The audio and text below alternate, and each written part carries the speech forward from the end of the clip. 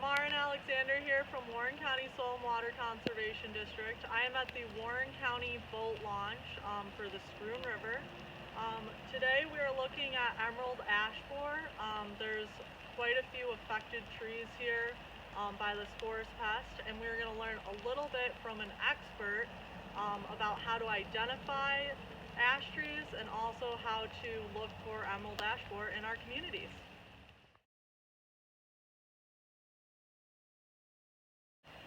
Hello, I'm Ben Thomas, forester with DEC, and I'm here to talk a little bit about emerald ash borer. So, emerald ash borer is a wood-boring beetle, and the adult beetle is metallic green in color, and they're typically a little shorter than a half an inch in length. They've got wings and they can fly, and they're very destructive to ash trees. So emerald ash borer was first discovered in the United States in 2002 in Michigan. It was then discovered in New York in 2009 in western New York.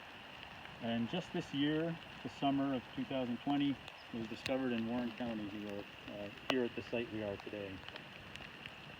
One of the reasons we're concerned about emerald ash borer is because of the importance of the ash tree in New York State.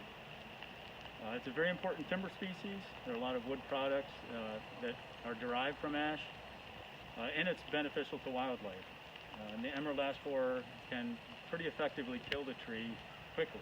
So today we'll look at some different signs of emerald ash borer, what you can look for in your ash trees.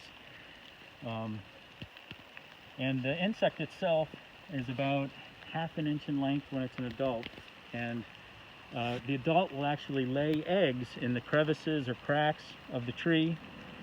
Those eggs hatch a few weeks later, and the larvae burrow their way in through the bark into the area between the bark and the wood of the tree, which is the cambium layer.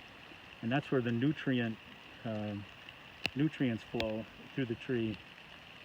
So the larvae grows in size and it feeds and makes these galleries, and you can see the actual frass, the compacted sawdust that comes from the feeding of those larvae.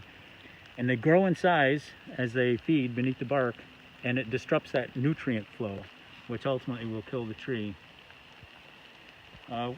Once the larvae overwinter under the bark, they will emerge in the spring as an adult, and they come out through a D-shaped exit hole. And here's an exit hole right here.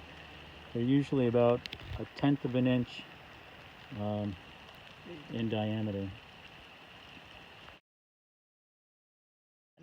So the larvae, when they're feeding, attract woodpeckers, and that's another sign to see that you have EAB in your trees.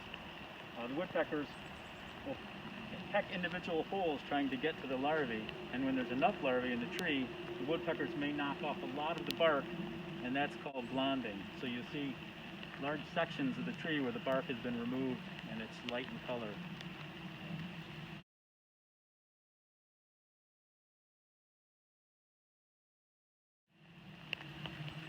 Another sign are these epicormic branches that when the tree is stressed, it'll start putting out all these shoots.